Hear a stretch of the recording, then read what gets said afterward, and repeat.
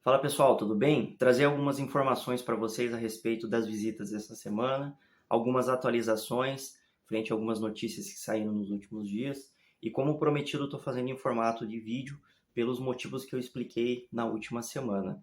Antes de tudo, eu gostaria de mandar um abraço lá para a Delegacia de Estelionatos, na figura do Dr. Emanuel, que me recebeu essa semana, junto dos investigadores que lá estavam. Muito obrigado aí pela acolhida, pela recepção e obrigado pelo apoio que vocês estão dando.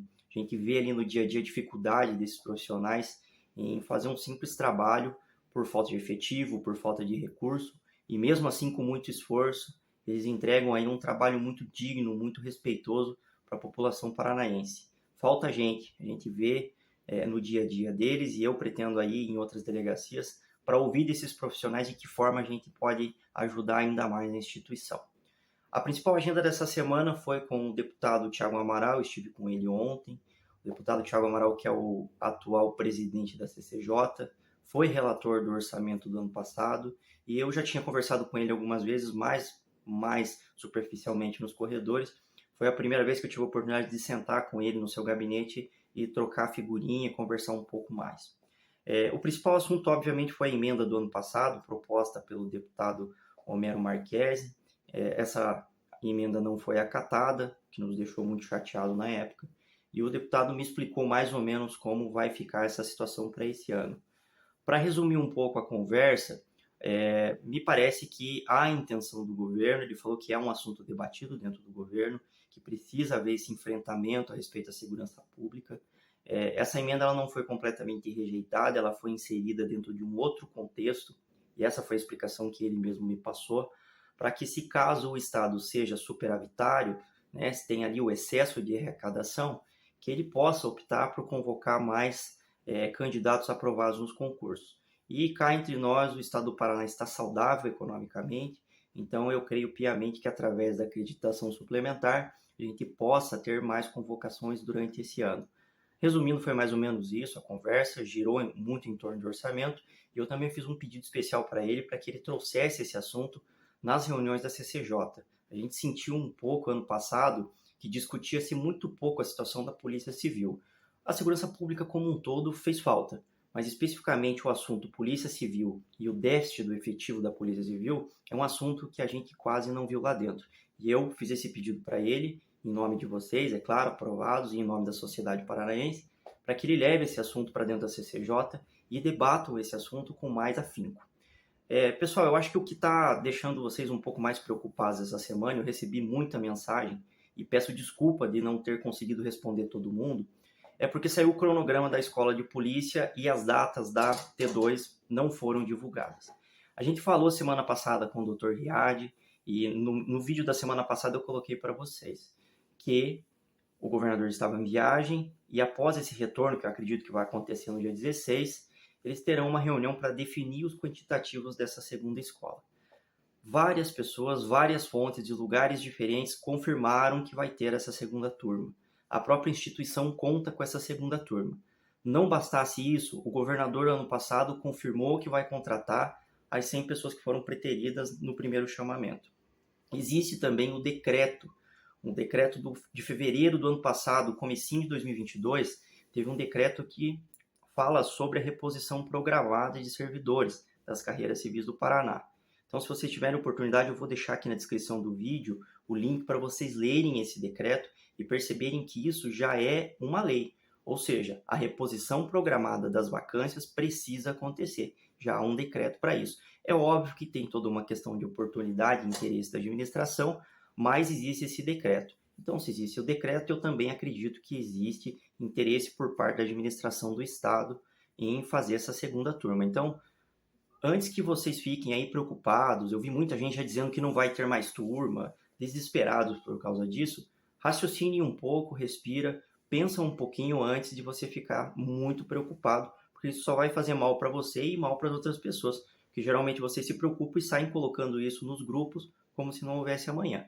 Então respira um pouquinho, raciocina um pouco, vocês são pessoas inteligentes, pessoas que estudaram para um concurso, passaram num concurso público extremamente concorrido, então eu acho que se vocês pararem um pouquinho e raciocinarem, vão ver que não tem razão nenhuma para histeria.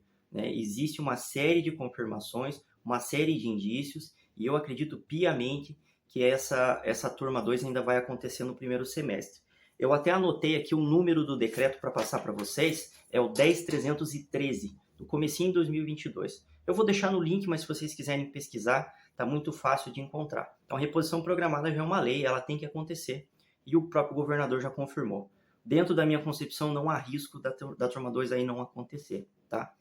A gente só tem que aguardar o quantitativo. E cronograma, gente, cronograma pode ser, obviamente, ali alterado ao seu bel prazer, né? O próprio superintendente lá da escola de polícia, o senhor Afonso Ninja, que eu mando um abraço também aqui, ele já confirmou também que existe essa expectativa de receber uma turma 2, então não vejo motivo para pânico, para histeria de ninguém, tá? Fiquem calmos, fiquem tranquilos, eu acredito que tem muita coisa boa para vir, esse é um ano muito mais positivo, e pelas conversas que eu tive recentemente, o Estado tem condições, tem recursos para isso e também tem interesse. Eu acredito que por parte do governador também há interesse. Governador, eu espero que esse ano dê uma melhorada aí na segurança pública, em especial dê uma atenção para a Polícia Civil, que sempre devolve um trabalho muito bom para a população paranaense, mesmo com pouco recurso. Mesmo diminuindo a verba destinada para ela, ela continua entregando um ótimo trabalho para a população paranaense. E para encerrar o vídeo, a gente já está aí com 6 minutos, quase 7 minutos de vídeo. Não é sobre o concurso, mas é sobre uma situação que aconteceu essa semana e eu gostaria aqui de externar minha opinião. O deputado do PT, o senhor Renato Freitas, ridicularizou a polícia militar, chamando os policiais militares de assassinos e covardes. Eu repudio completamente essas falas do deputado. Eu acredito que o deputado não está raciocinando direito para falar esse tipo de coisa. A gente já sabe que isso é uma narrativa típica, né, do Partido dos Trabalhadores, mas mesmo assim a gente fica bastante chateado com essa situação. A Polícia Militar presta um trabalho extremamente honroso para a população paranaense. Desculpa, pessoal, eu tive um probleminha na gravação aqui, mas só retomando o raciocínio, a gente fica bastante chateado quando a gente vê um parlamentar que deveria defender a sociedade, defender o cidadão de bem, defender criminoso, né? Ele cita ali a letalidade policial num país onde a gente tem 40 mil homicídios por ano. Só no Paraná, no primeiro semestre do ano passado, a gente teve ali quase 1.000 homicídios. Homicídios cometidos por criminosos, em sua maioria. O que será que o deputado tem a dizer sobre isso? Será que desses 488 citados que entraram em confronto com a polícia, será que esses aí também não eram homicidas? Não eram bandidos, criminosos procurados, latrocidas? A gente precisa dar uma olhadinha antes de falar, porque a estatística, muitas vezes, fria, ela pode ser usada para o bem e para o mal, né, deputado? Então vamos tentar ver certinho esses dados, ver o contexto por trás disso. O senhor também cita ali, em determinado momento do vídeo, né, que o senhor não possui armas, como se isso fosse premissa de uma pessoa que não fosse violenta. Vale lembrar que no passado recente o senhor invadiu a igreja. O senhor utilizou alguma arma para invadir a igreja? Eu acredito que não. Pelo menos à época eu não lembro de ter visto nada sobre isso. É a prova que para você ser violento e gerar o caos você não precisa de armas. Então, menos narrativa e mais trabalho, deputado. Eu sei que você precisa agradar a sua base eleitoral, mas o cidadão de bem não cai nesse tipo de lorota. Então eu repudio mais uma vez as suas falas. O que o senhor falou é um absurdo. A gente não pode admitir que um parlamentar suba na tribuna e fale uma besteira dessa a respeito da nossa polícia militar, que presta um ótimo trabalho, é uma das melhores polícias do Brasil, e que também tem o seu efetivo reduzido aí pela metade, e mesmo assim presta o melhor serviço que pode com as circunstâncias que tem.